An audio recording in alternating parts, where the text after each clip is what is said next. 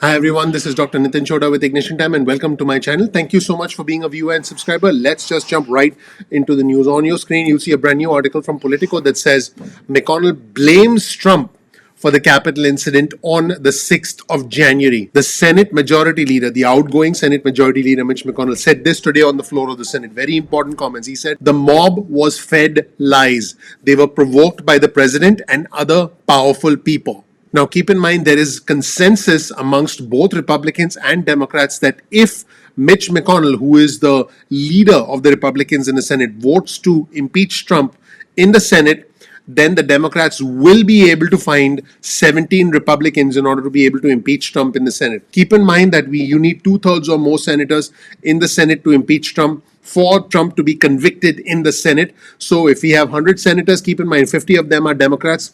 So to cross a 2/3 majority, you would need an additional 17 Republicans. If Mitch McConnell votes to convict Trump, the number can go from 50 to 67 senators in the United States Senate that could potentially result in the conviction of Trump in the United States Senate. Now, this has been all over the news today. You'll see this article on your screen from Politico where the headline reads, McConnell says Trump provoked the Capitol attackers. Again, he said the mob was fed lies. Now, I want our viewers and subscribers to know that Trump was impeached in the House. The way impeachment works is once a president is impeached in the House, those articles are then sent over by the House to the Senate, and then the Senate has to conduct a trial.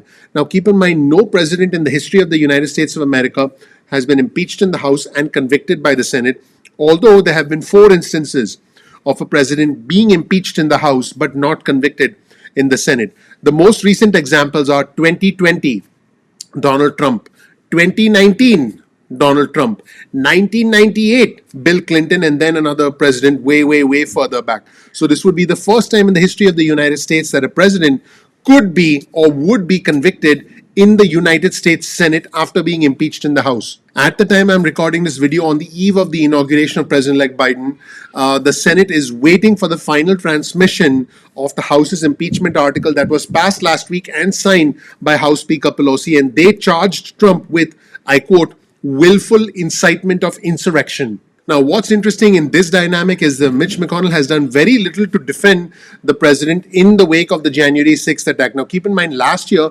McConnell vigorously defended Trump ahead of his first impeachment trial, and he declared, I quote, that there was no chance that Trump would be removed from office. This time, he's keeping an open mind, and he's actually making a lot of Republicans concerned that the Senate could reach the 2/3 majority, the 2/3 threshold required to convict the president and then force a vote to bar him from holding federal office in the future. So conviction in the Senate would require the support of all 50 Democrats, including the 2 brand new Democrats, John Ossoff and Reverend Raphael Warnock from Georgia, plus at least 17 Republican senators. Here's another comment from Mitch McConnell. We stood together and said an angry mob would not get veto power over the rule of law in our nation, not even for one night.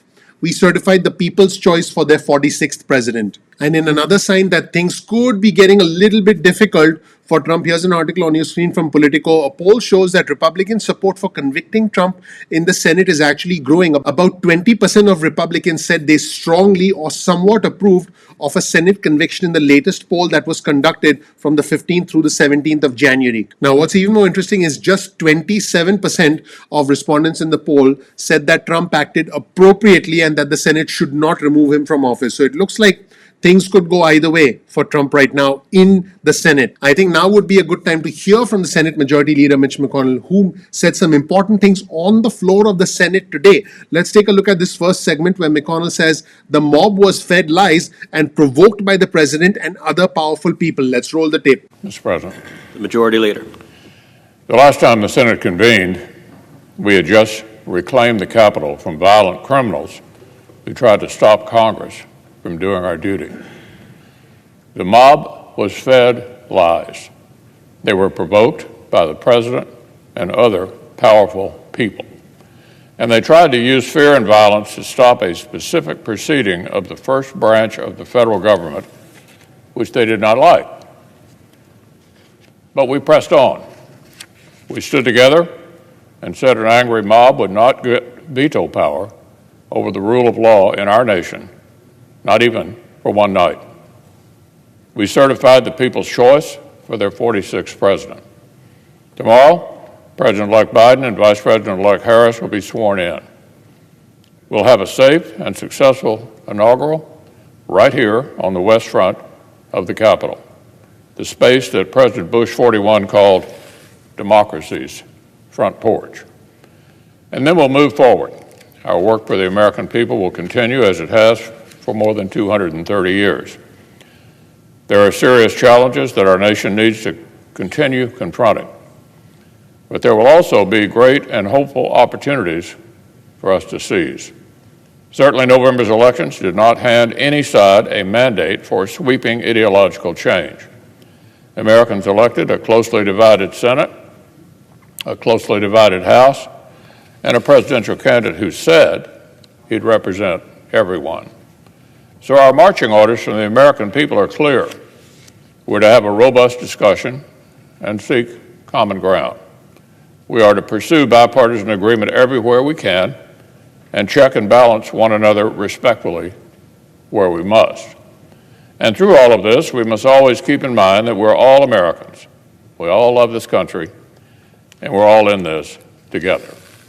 And in the second segment, and I do believe this segment is important to highlight, the Senate Majority Leader, the outgoing Senate Majority Leader, Mitch McConnell, said thank you to the Capitol Police and all the law enforcement officials who keep lawmakers, congressmen, congresswomen, and senators safe. And he said, we salute you all. Let's roll the tape, and I do believe that they should be recognized, which is why I'm highlighting this as well. Let's watch.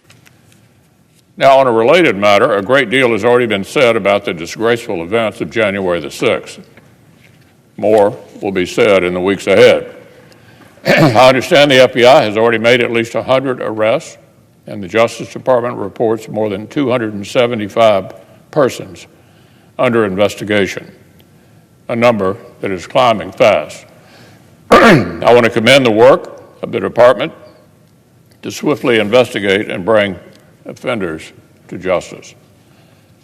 As I've stated, January the 6th saw failures of institutions, protocols, and planning. Those failures did not just leave Congress itself exposed, they also left the courageous men and women of the Capitol Police themselves in a totally untenable situation. So today I want to reaffirm the huge respect and gratitude that I have, and I believe all senators have, for the men and women of the U.S. Capitol Police who put their own safety on the line every single day that they clock in and stand guard.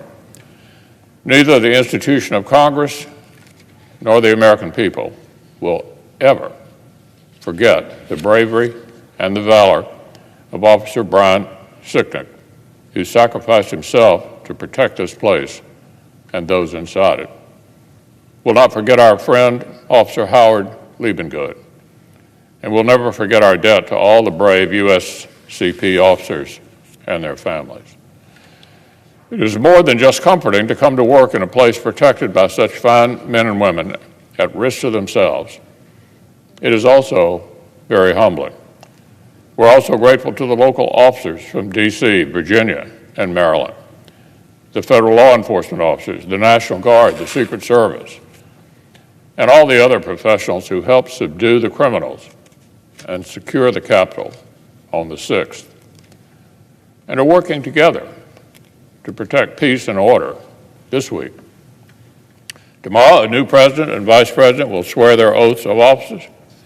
They will also do so safely and securely because so many brave men and women have sworn their own oaths to support and defend our Constitution. We salute you all. And the Senate Majority Leader, Mitch McConnell, is not the only one who feels this way. In other words, who feels that the mob was provoked, if you will. You'll see this tweet on your screen from Andrew Feinberg. The former White House Communications Director, Alyssa Farah, said, Republicans must come to grips with the fact that we've lost the moral high ground as a party. Pretty strong comments. We allowed the public to be misled into believing the Democratic election was stolen. And she wrote an article, and you'll see that article on your screen. This article was published on Real Clear Politics. The headline reads, Where do conservatives go from here? And she writes, as our nation observes one of the most sacred and solemn traditions in our republic, the peaceful transition of power, on so many minds is the question, what's ahead? for the Republican Party. I'll provide you with a link to this article in the description section below. Let me know what you think of these incredible comments, not only from the outgoing Senate Majority Leader, who's still going to be the leader of the Republican Party in the United States Senate. So he is an important figure, although he won't have as much power as the new Senate Majority Leader, Chuck Schumer, and also comments from the former White House Communications Director, Alyssa Farah, and her comments about the Republican Party losing the moral high ground. Let me know what you think in the comment section below. You'll get a link to all of our resources in the description section below. Thank you so much for watching, everybody. My name is Dr. Nitin Chhoda with Ignition Time. I want you to know I really appreciate you. This right here is a little bit of information about me. You'll learn more about who I am, what my journey has been like, and why you should listen to me. This channel, the Ignition Time channel, is about the country, it's about the economy, and it's about your money. I invite you to join our community. We have two membership levels. We have the gold tier and the elite tier. So simply go to the homepage of our channel, click on join, and you'll learn more about the benefits of our community. Remember, we release videos at 2 p.m. East Coast time most days of the week. That's 2 p.m. If you want to get on our SMS list, get your cell phone out, send a text message with the word ignition or with the word time to 70,000, that's 70000, and you'll get added to our SMS alerts list going forward. You'll get important information, important news, and breaking news alerts about what's going on in the country right now. You can also get on our email list. Simply go to ignitiontime.com/alerts. That's ignitiontime.com/alerts, and then you can get added to our email list going forward. You can opt out of the SMS list or the email list at any point in time going forward. You can also follow us on Instagram. Our Instagram handle is ignition_time.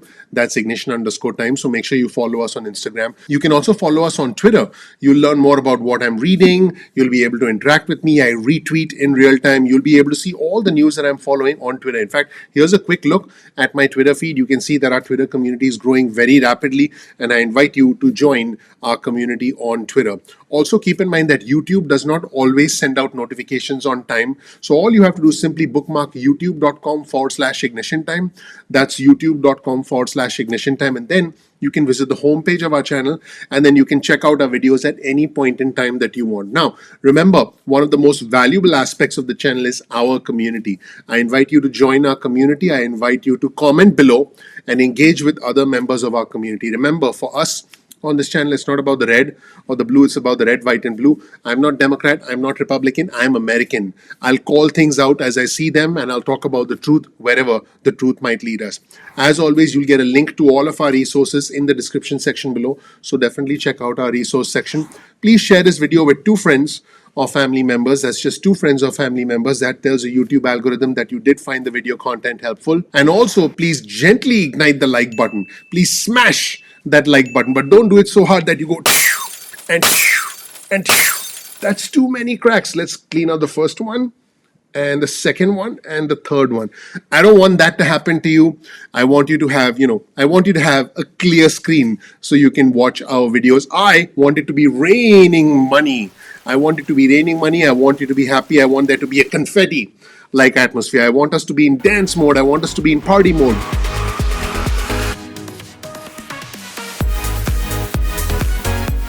I want to be able to bring a smile to your face. That is the goal of Ignition Time. Please click like, please subscribe, please enable notifications. Thank you so much for watching. And also, don't forget to join our community. You can join the gold tier or the elite tier. Simply go to the home page of our channel and click on the join button, and you'll learn more about our community. Thank you so much for watching. I'm looking forward to seeing you in the next episode of Ignition Time.